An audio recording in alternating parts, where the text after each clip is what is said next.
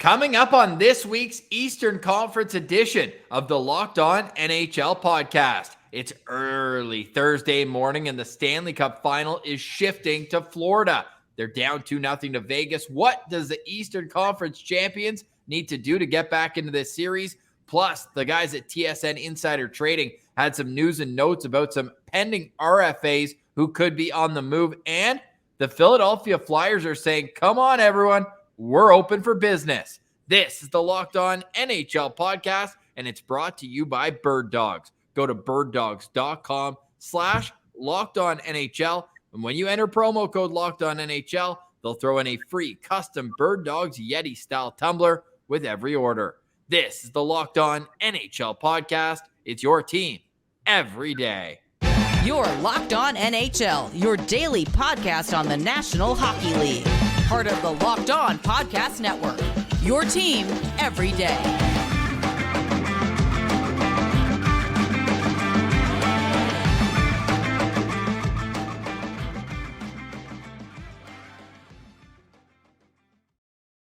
Thank you for making Locked On NHL your first listen on this Thursday, June 8th. We're a day late, but we're going to bring you a very great show today. I'm Ross Levitan from Locked On Senators with Mike DiStefano from Locked On Leafs. And we have a fantastic show as it is Game 3 on deck of the Stanley Cup Finals. What do the Florida Panthers have to do to get back into the series? Who's an X factor? We'll get into all that. Plus, Mike, this time of year, it's all about the rumor mill.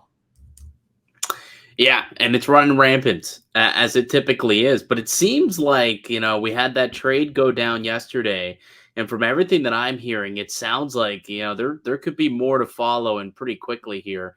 I don't know. Typically, we don't see trades happen through the Stanley Cup Final. But, man, it really feels like GMs and teams are getting a little antsy here with the fact that this final seems to be taking so long. We might see some more moves, which I am very much in favor of. I'm convinced that the reason why Rob Blake and the LA Kings wanted to get this trade done is because Rob Blake sees a little bit of himself in Vladislav Gavrikov, and they needed to shed money in order to ultimately re-sign their recently acquired defenseman to that 2-year deal. So when you have that in the mix too, and they shed the salary, Cal Peterson gets a great opportunity because it looks like Carter Hart's going to be out there. So Peterson comes in. $5 million left for each of the next 2 seasons. Spent time in the minors this year. So it just seems like a fresh start for everyone. Ivan Provorov, obviously more known for his off-ice decision to not wear the Pride jersey than he has really on the ice. The durability's there. The points haven't been there in the last couple of years for the high pick. So it's a big fresh start, feels like, for everyone with that trade. But now we look forward, because that was a couple of days ago. Like, Mike, what do you think is next for the Philadelphia Flyers?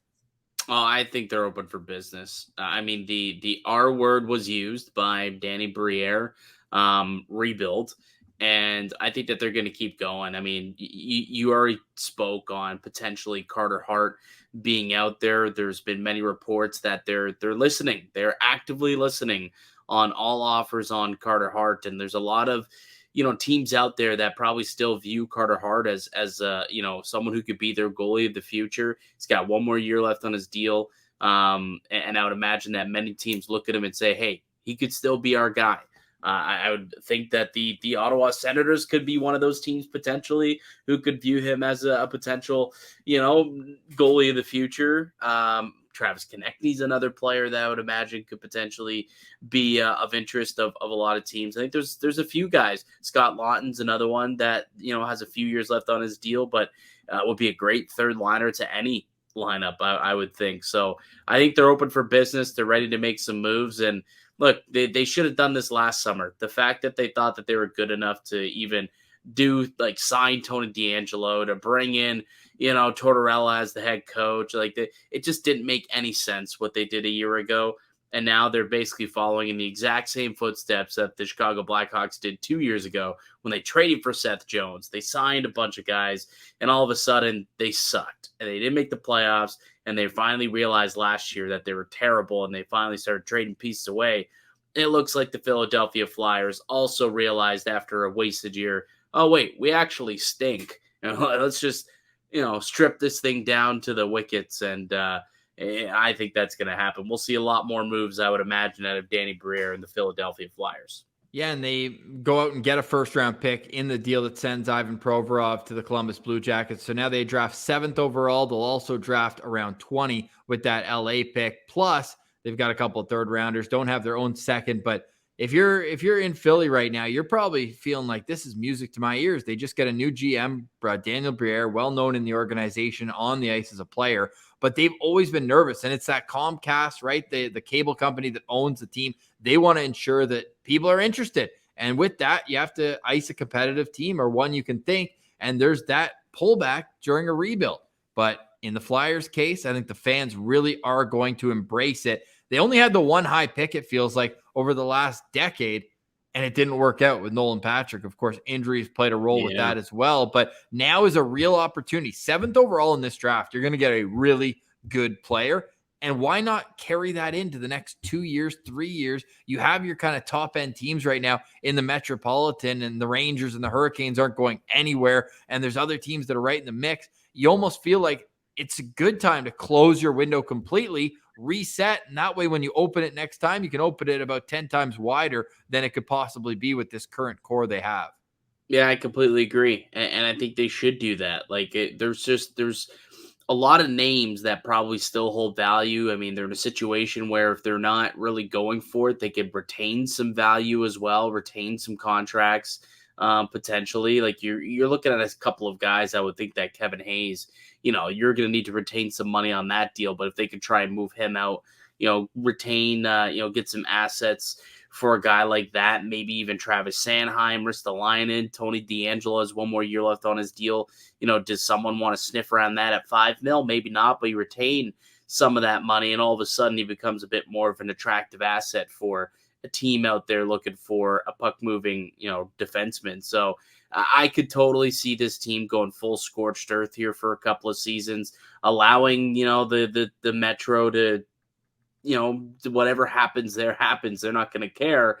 And then come 3-4 years from now, when some of those teams have fallen back out of it, though, the Rangers, the Washington Capitals, the Pittsburgh Penguins, now all of a sudden, boom, they're in the driver's seat and they're back at it 3 years from now, and maybe have a pretty good squad if they can draft and develop well enough. Yes, well, the NHL draft is coming up June 28th and 29th, and Locked On NHL has your road to the NHL draft, so make sure you're locked on and subscribe wherever you get your podcasts, including on YouTube, to not only the flagship show NHL Podcast, NHL Fantasy Hockey, all on the Locked On Podcast Network, but we have individual team podcasts for every single squad, including Locked On Maple Leafs, where you can find Mike DiStefano, and over at Locked On Senators, it's the Battle of Ontario edition. Later on, we'll touch on our two teams. We'll wrap up the show with that.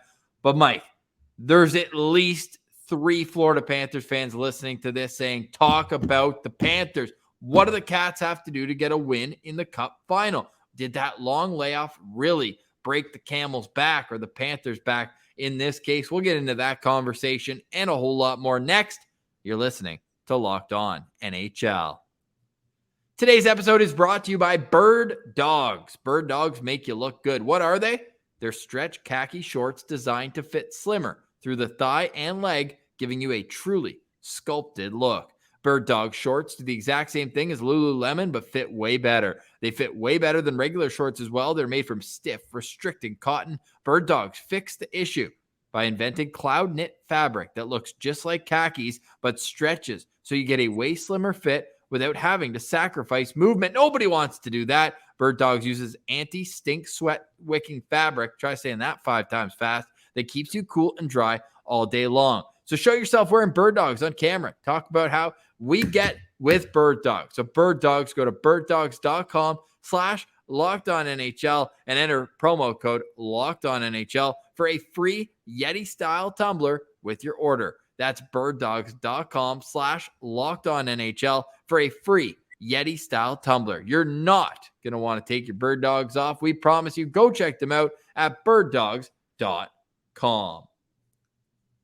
All right, you're listening to Locked On NHL, your team every day. Thanks to the everydayers out there. You know where to find us on YouTube and wherever you get your podcasts. If you're first time listening, welcome. That's Mike DiStefano. I'm Ross Levitan, and the Stanley Cup Finals is on right now. And Mike, I know where I'm placing my bets over at FanDuel. I'm going with Brandon Montour, anytime goal scorer. I'm hitting him with the point. I'm getting 2 points. I'm getting 3 points. You know why? Why is that? It's the new dad bump. He just had his child. He has 0 points in his last 10 games. Mike, we were talking about this as a guy who had, I believe, 10 points in his first 8 playoff games this season, including a ton of goals. He's been dry. That's the change in momentum that he needs. Is that it, huh? You're getting a little baby Montour in the fold, and all of a sudden the Panthers, they're back, baby. Yep. Is that what you're saying? I'm not taking them to win the game. They're favorites right now. I'm not taking them to win the game, but I like Brandon Montour to snap this funk offensively because they need him in the worst way, and they need Sergei Bobrovsky to be the old. And by old, I mean last 2 weeks. Sergei Bobrovsky, not the one we've seen in the first 2 games in Vegas. Yeah, they need a lot of guys to step up here in Game 3. It's been a very disappointing showing, I would say, through the first couple of games in the Stanley Cup Final. Sam Reinhart is still looking for his point as well. He hasn't been a factor at all, really, throughout the playoffs so far. And yeah, like Bobrovsky, he's got to play better, but I think the guys in front of him need to play better as well, right? The blown coverage on some of these goals has just been ridiculous. I mean, that's not stuff that they've been doing at all throughout these playoffs. Some uncharacteristic, defensive plays, or maybe rather it's them reverting back to the way that they were, maybe potentially earlier in the season with some blown defensive coverages. But to me, there's really only one thing that they need to make sure that they do, and that's win some net front battles, because they have not been able to push Vegas around in their own end, and Vegas has been able to take away all the sight lines from Bobrovsky. And if you do that, it's hard to stop pucks, especially when, LA or Vegas has done a really good job of just getting pucks through and on goal. They've got to make sure that they move guys around, get them out of the sight lines of Bobrovsky, allow him to see the puck, and that's got to be the recipe for success. Because if Bobrovsky can't be otherworldly, this team has absolutely no chance at winning not only the series, but in my opinion, a single game in this series. They got to find a way to play better in front of him, and then he's got to also kind of get back to being to who he was as well. And the Panthers kind of known as road warriors throughout this postseason, but they lose the first 2 games in Vegas. So now they have to come home where they've won the last 2, of course, with the sweep over the Carolina Hurricanes. So maybe that'll be the push they need, because that barn was electric. We don't say that a whole lot often about the place down there in South Florida, but they were bringing it, and the team gave them a lot to cheer about. That was the last time they stepped foot at home. Matty Tkachuk scored with 5 seconds left to close out the series. Yeah, and I'll give you one stat that I think would make Florida fans happy to hear. Since the year 2000, 12 times has the Stanley Cup Final started off with first team winning the first 2 games. So we've had 2-0. 10 out of those 12 times has the team who's down 0-2 in Game 3 won that game to make it 2-1.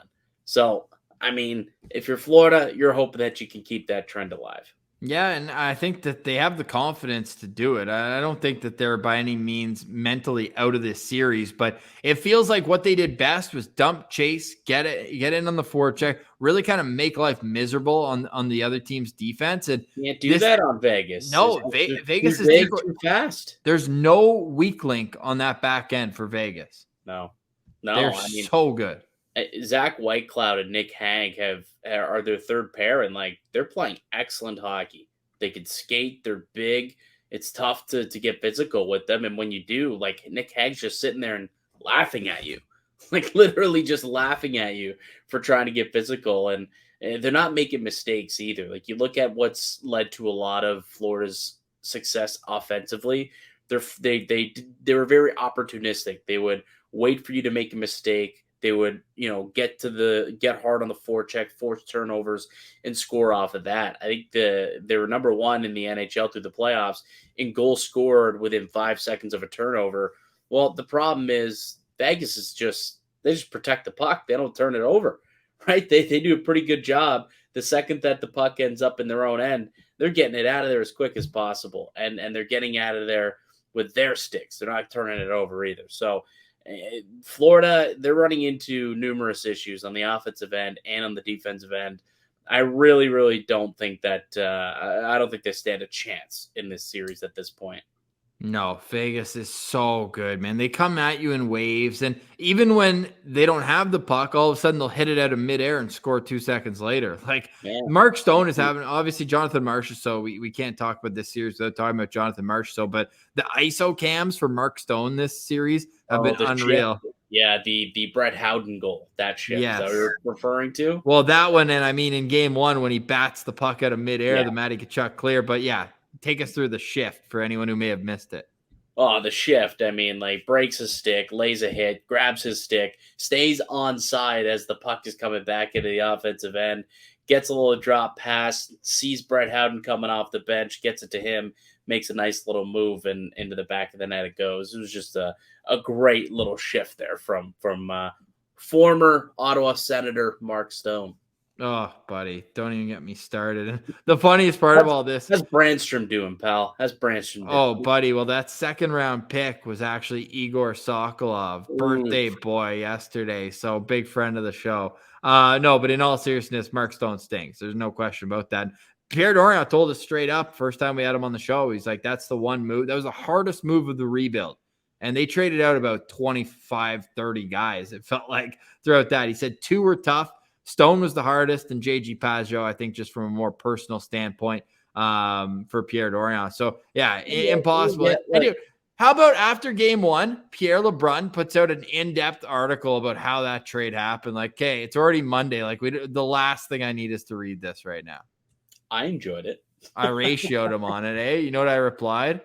What did you reply with? The GIF from Parks and Rec where Ron Swanson's looking at his computer. And then it just cuts to him with his entire computer, throwing it into the dumpster. Nice. That was me reading that article from Pierre LeBrun. But hey, Vegas is cup to lose. I think it's fair to say that here. But the old adage is you're not in trouble until you lose at home. Do you buy that? No, I don't buy it at all, man. I really don't buy that thing at all. I think this one, it's done, man. It's over. Even if Florida wins game 3, like I don't have much hope that they win game 4, 5, 6, or 7 after that. So I really think that this one's going to be done in 5 at most. Maybe they are able to sneak a game, get 1 in Florida, but this thing is going to be over either in 4 or 5. And we're going to see a brand new Stanley Cup champion and Bruce Cassidy. He'll win a cup as a coach, and then Mark Stone, lifting the trophy over his head. And maybe if my prop or my futures bet ends up coming to fruition, Jonathan Marchessault potentially as the Conn Smythe. Guy's got 12 goals his last 12 games. Wow. Unbelievable for Marchessault. Clutch too. Well, and like the revenge narrative that's there too, right? Like this was a guy that legitimately Florida said, take him. This guy, take him in the expansion draft. We don't want you taking Alex Petrovic. Who just signed an AHL only contract yesterday. Yesterday. What are the timing? I know, I saw that. But they said, take him. And guess what? We'll even give you Riley Smith so that you also stay away from Petrovic. So take Marchessault, we'll give you Riley Smith, and stay away from our guy. And look how that turned out for Florida. Not the best. Not the best. No, not great. Not great asset management there. It's real shame for them. But yeah, I love that narrative in there too. And Mark Stone celebrates a January. I'm going to take a page out of Bruce Cassidy's notebook. Mark Stone celebrates a January goal against the Arizona Coyotes like he's just won the Stanley Cup. I can't imagine the expression when he actually wins the Stanley Cup. Like this guy, we know that Zdeno Chara lifted the cup higher than it's ever been, and the intensity on his face was there. But I don't think we're going to get anything better. And any Panthers fans already turned this off. They're like, they're already handing the cup to Vegas. One more question for you before we move on here. How much more respect have you gained for Jack Eichel in this playoff run? A ton. Yeah. A ton. Did you hear his comments after the Kachuk hit that he had with Darren Pang? Yeah, honestly, that's a big reason for the extra respect. Obviously, on ice, you knew the skill was always there. But the fact he kind of called his own surgery and said, no, this is what I want. And he's come back and he's been incredible. Incredible. No, Yeah. all in. And yeah, the fact that, he's able to acknowledge that was a clean hit. He got caught. Yep.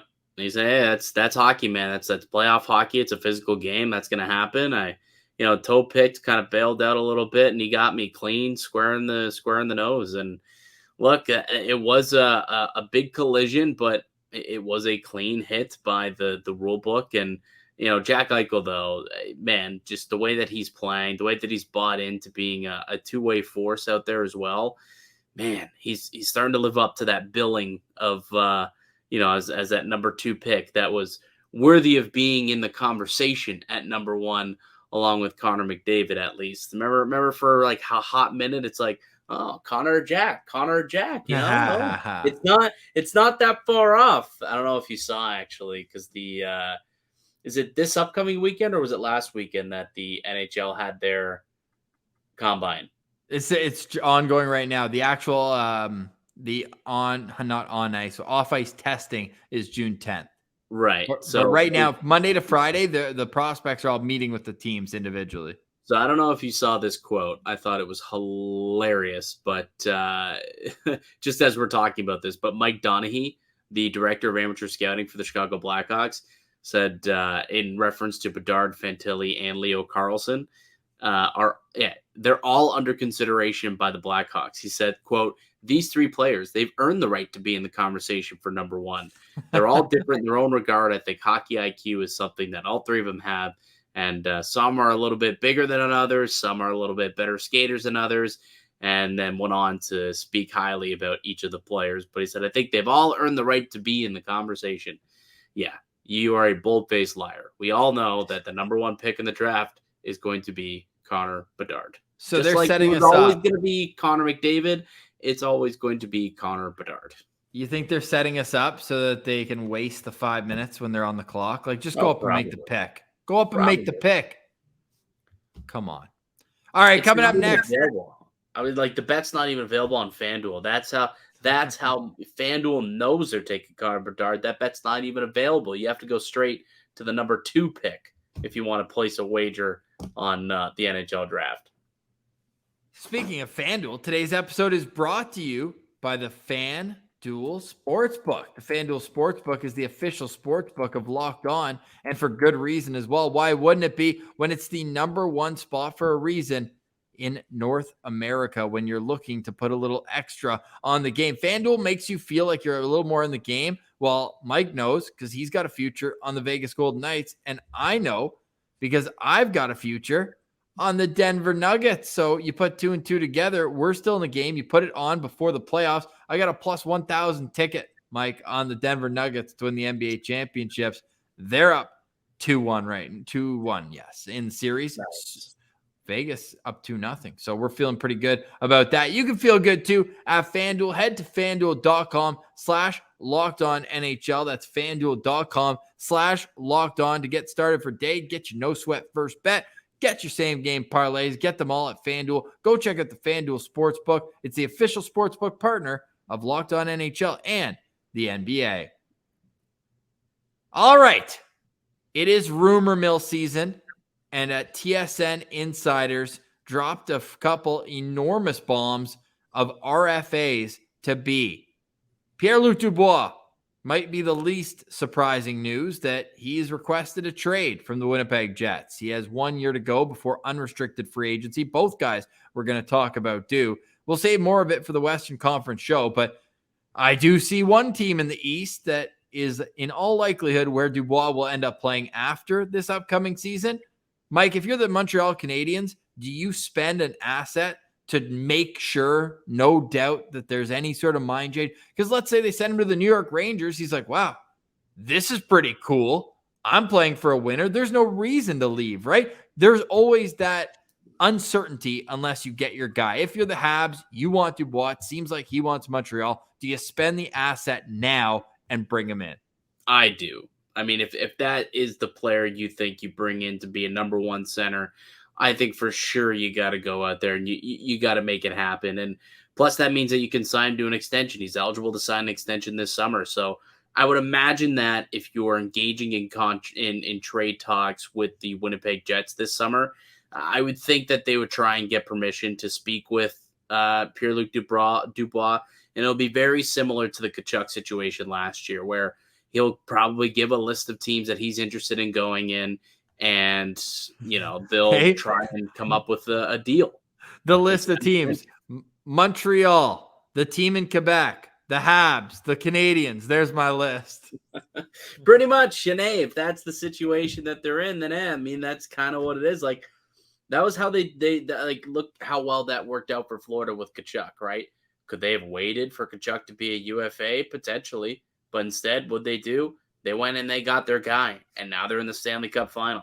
So it's clearly not going to happen in Montreal. They're not going to have become Stanley Cup finalists. But I think that there's still a good chance that they can go get a player who they have pinpointed as part of their future, and just go and get them early. Go get them now, get them extended, and all of a sudden you got PLD in Montreal long term, and probably pretty happy with him as one of the faces of the franchise.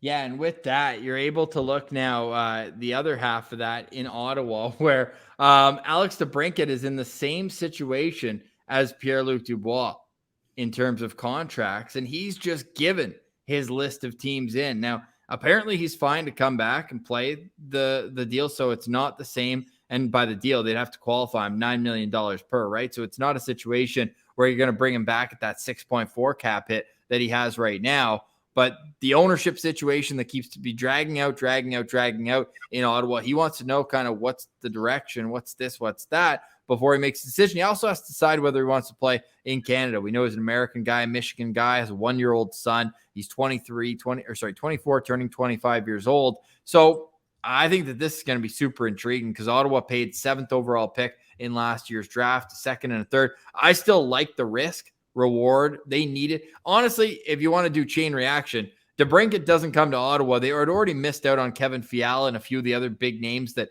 were rumored. They needed that big top line winger.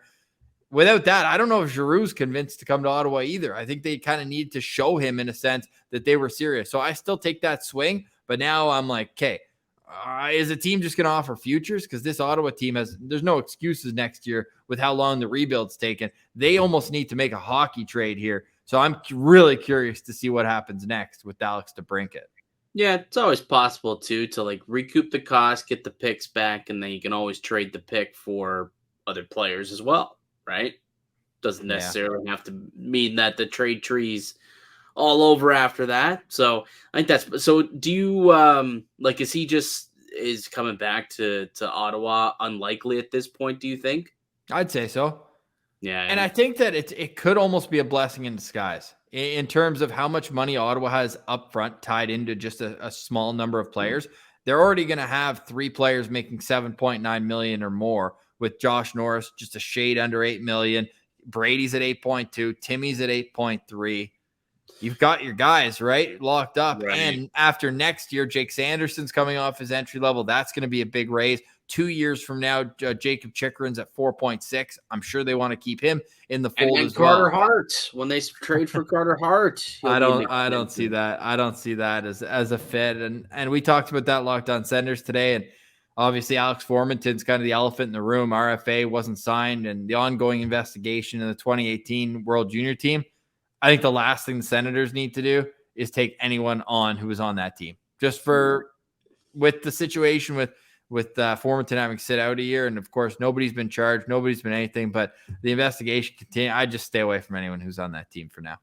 Yeah, that might be probably maybe something that they'll want to do there, but I know you've looked into it, so I'm curious to get your thoughts. Like, who would be a couple of teams that you think would be interested in Alex DeBrincat? Have you brainstormed some potential trade options here? Yeah, well, when you look at Detroit, obviously comes to mind just the hometown aspect and Michigan and being a family guy as a young age guy like DeBrincat, that kind of makes geographical sense. I've heard on 32 Thoughts that a lot of the central area teams are interested, like Nashville, like Dallas. Those are two landing spots. Carolina just makes so much sense to me as well. Like, don't they just need a game-breaking scorer? And like, Yeah. you look at where they're at, and I'm really interested in. You're not going to get Nakash or Svechnikov out of there. Those would be kind of the dream scenarios if you're Ottawa. But really, what's the return? Because they have to make a hockey trade in this. Whereas if you're Nashville, dude, did you not hear that Nashville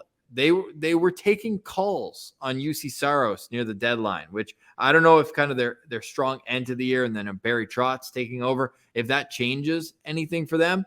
But I mean, I would trade DeBrincat plus for UC Saros. Like he'd be obviously a Vezina caliber goalie. But I think that if you're looking wherever, you're gonna have to look at a hockey trade, and they can trade him anywhere. But if you are gonna accept his list for what it is, and you get the extension, then you can milk some more value out of it. And I think that's where it kind of becomes a win-win for both parties.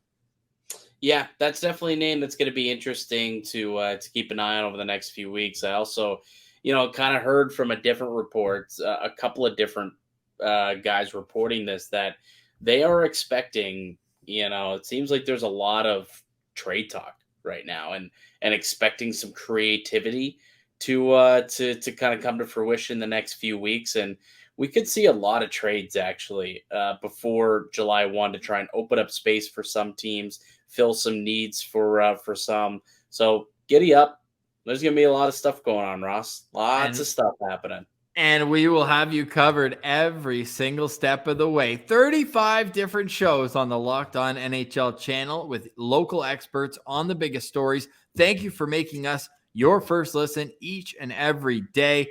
It is a Stanley Cup game day on this Thursday, June 8th. And well, double dip on Locked On NHL. So you're welcome. So go check out Power Rankings on deck. You can also make another Locked On NHL podcast your second listen. You can follow Mike DiStefano on Twitter at Mikey_Canuck. You can follow me at Ross Levitan. The network is at Locked On Network. It's your team every day.